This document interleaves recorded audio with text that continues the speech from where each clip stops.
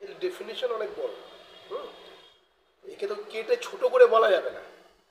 সেবা সেবা, দেখুন, আপনি একটা মানুষকে সঠিক অ্যাড্রেসে তাকে অ্যাড্রেস বলে পাঠিয়ে দিলেন, আপনাকে জিজ্ঞাসা করলাম আমি অমুক জায়গায় যাবো, সেটাকে পাঠিয়ে দিলেন, সেটাও একটা সেবামূলক কাজ। রাস্তায় দুটো কলার ছিলকা পড়ে রয়েছে, মানুষ পা দিয়ে স্লিপ খেয়ে পড়ে গিয়ে অ্যাক্সিডেন্ট হয়ে যাবে, সেটাও করলে, সেটাও সেবামূলক কাজ, এ সরিয়ে দিলেন। বাকি রইল যে সেবামূলক কাজ, সেগুলো অনেক লোক মানে করতে চায়, কিন্তু আর্থিক পরিস্থিতির উপরে হয়তো করতে পারে না। আমরা যেগুলো করি, ধরুন আমাদের প্রতিদিন 3 থেকে 400, 500, এবং যেটা আপনার ওই পৌষ মাসের দিকে যখন গঙ্গাসাগর মেলা চলে তখন 2,500-3,000 পর্যন্ত ছুঁয়ে যায় লোকের খাওয়া দাওয়া ডেলি, এভরিডে।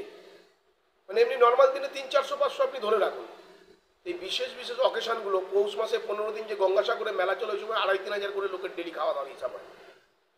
তারপরে মানুষের কিছু কিছু মানুষকে দেখা যায়, সবাইকে তো দিতে পারি না, কিছু কিছু মানুষকে দেখতে পাই যে একটা হ্যান্ডিক্যাপ লোক, তার গাড়িটা ভেঙে গেছে, করে তাকে একটা গাড়ি কিনে দিয়ে দিলাম। বা একটা লোক লাঠি ধরে ধরে যাচ্ছে, তার পায়ের খুব প্রবলেম, তাকে একটা বৈশাখী দিলাম। বা একটা লোক মানে কানের শুনতে পায় কম, সে আমাদের কাছে এসে জানালো, 2-4 দিন বা 1-2 বার বলার পরে আমরা একটা তাকে মেশিন দিলাম। বস্ত্র নেই যাদেরকে, তাদের বস্ত্র দিই। মূলত যে জায়গাটা, সেটা হচ্ছে এই শিয়ালদা প্ল্যাটফর্ম স্টেশন সংলগ্ন এরিয়ায়। এখানে বিভিন্ন জায়গা থেকে ভবঘুরেরা আসে, পাগল, মানসিক ভারসাম্যহীন, মা বাবাকে না দেখে যারা, সেই মা বাবারা বাড়ি থেকে রাগে বা অভাবের তাড়নায় বেরিয়ে আসে, সেই সমস্ত ব্যক্তিদের সেবা করা হয়। হ্যাঁ, তাদের অন্ন দেওয়া হয়, বস্ত্র দেওয়া হয়, তাদের কোনো শরীর খারাপ হলে ওষুধ পালাক্তি করা হয়, তাদের জন্য আবার আমরা এনআরওসে আমাদের কিছু লোকজন আছে, তাদেরকে বলে কোনো শরীর খারাপ হলে ভর্তি করিয়ে দিই। অনেক সময় খ্রিশ্চানদের অনেক জায়গা থেকে অনেক দিদিরা আসে, তারাও কিন্তু এদের শরীর খারাপের জন্য সেবা শুশ্রূষা করে। এরপরে বন্যার টান,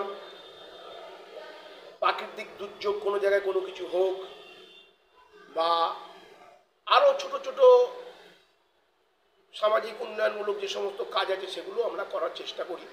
রক্তদান, রক্তদান শিবির তো আমাদের হয়ই, রক্তদান বস্ত্রদান এগুলো তো হয়ই আমাদের মধ্যে। এরকম বিভিন্ন আরও অনেক কাজ আছে যেগুলো আমরা করি, বা অনেক কাজ আছে যেগুলো করতে পারি না। যেরকম বই দান করি, আমরা বই দিই। হ্যাঁ, যেরকম ধরুন অনেক ছাত্রছাত্রীদের আমরা বই খাতা দিই, পেন্সিল দিই, পেন দিই। এরকম ধরনের আছে কিছু ছাত্রছাত্রী। কারণ ফুটপাতের যে পজিশন শিয়ালদার, মাও নেশা করে, বাবাও নেশা করে, ঠিকানা প্ল্যাটফর্ম, তাদেরকে অনেককে আমরা নিয়ে গিয়ে এই ক্লিক রোডের এখানে স্কুলে ভর্তি করিয়েছি। কিছুকে এই আপনার মিত্র স্কুলে মাস্টারমশাইয়ের সাথে কথা বলা হয়েছে, ওখানে দেওয়া হয়েছে। ট্যাংরায় কিছু বাচ্চাদের ভর্তি করা হয়েছে। মূলত পুরোটা না পারলেও একটা অংশ মানে এই বাচ্চাদের, যাদের ওই প্ল্যাটফর্মে জীবন শেষ শুরু হচ্ছে, প্ল্যাটফর্মে জীবন শেষ হয়ে যাচ্ছে, তাদেরকে যদি 10 জনকে প্ল্যাটফর্ম থেকে তুলে নিয়ে একটা জায়গায় আনতে পারি, তাহলে একটা, আমি মনে করি একটা বড় অ্যাচিভমেন্ট। আপনাদের কতজন মেম্বার আছে? দেখুন, মেম্বার তো আমাদের এই মুহূর্তে প্রায় 100-র ওপরেই আছে।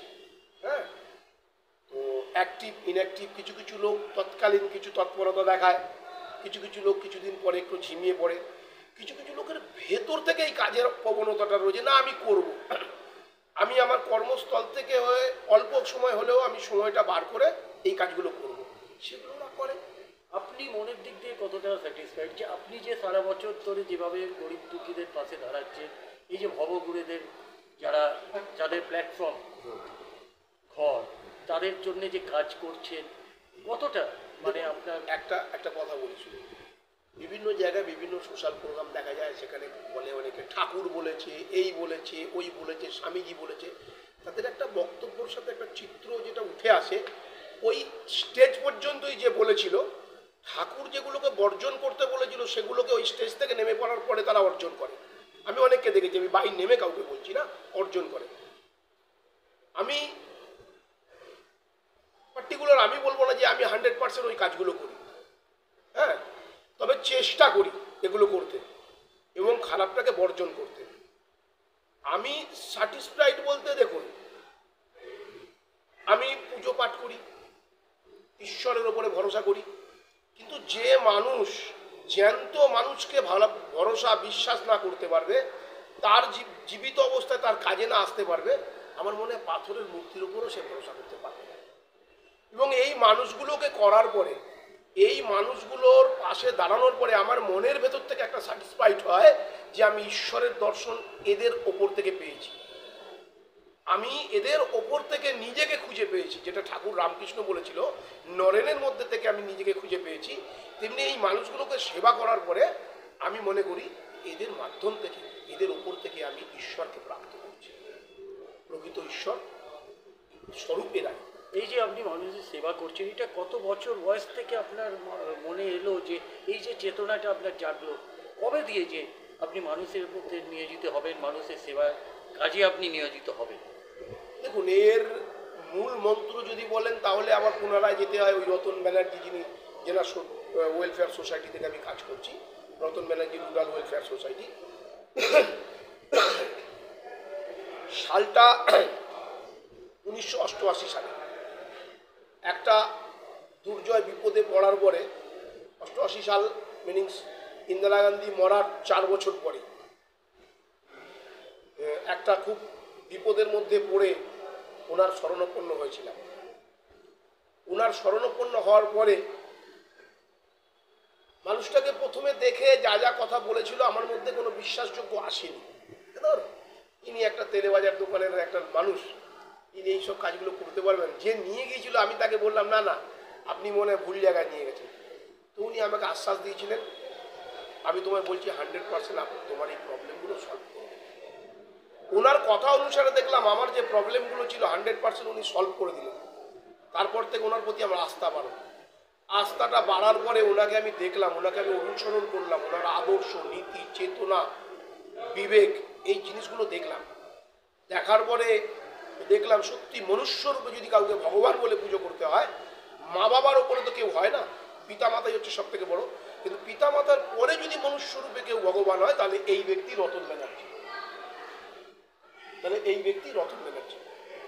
এবং উনি আমাকে মাথায় হাত দিয়ে আমাকে বলেছিলেন যে জীবনে জীবিত অবস্থায় মানুষের কাজে আসো, মানুষের জন্য কিছু করো, সমাজের কাজে আসো। জরুরি নেই তোমাকে এত করতে হবে, তোমার ক্ষমতা অনুসারে যতটা করবে অতটাই তুমি করো। ওনার পথ দেখানো পথে আমি হাঁটছি। এবং আমি আগেও বলেছি, এখনো বলছি, এই ব্যক্তি, এই মহান ব্যক্তি যিনি আমাকে এই পথ দেখিয়েছিলেন, উনি আমার থেকে অনেক অনেক অনেক বেশি এই সব কাজ করেছে, কিন্তু উনি কোনোদিন আউটলুক দেখায়নি, মানে প্রচার করেনি। তখন প্রচার বিভাগ কম ছিল হতে পারে।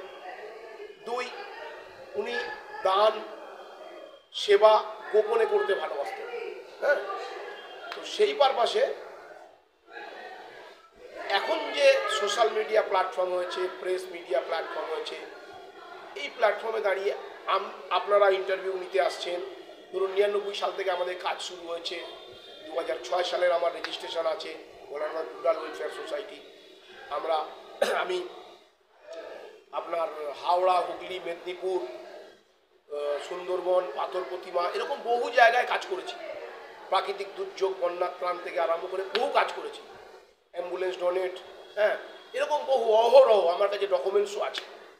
ঠিক আছে, তো এর যদি পথদর্শক বলেন তাহলে আমি আপনাকে বলবো এই রতন ব্যানার্জি।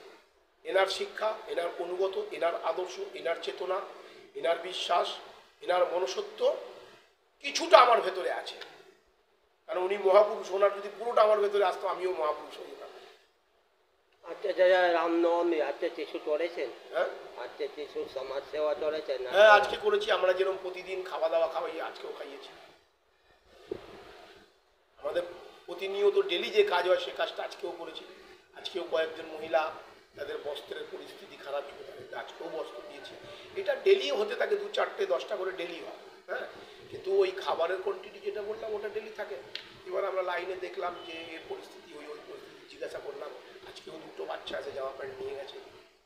এগুলো আমাদের প্রতিনিয়ত লেগে থাকে। আপনারা আমাকে বলার থেকে সব থেকে ভালো এইভাবে ইন্টারভিউ নেওয়ার থেকে ওই শিয়ালদা সাউথ স্টেশনে মেট্রো রেলের পাশে যে ফাঁকা জায়গাটা আছে, ঠিক 1টা থেকে 1:30-এর মধ্যে এভরি ডে ওই টাইমে খাওয়ানো হয়। আপনারা নিজের চোখে আসুন, নিজেরা আসুন, নিজের চোখে দেখুন, দেখে ট্রেনিং আসুন। দাদা আপনার নামটা এটা? আমার নাম ভোলা সামুই।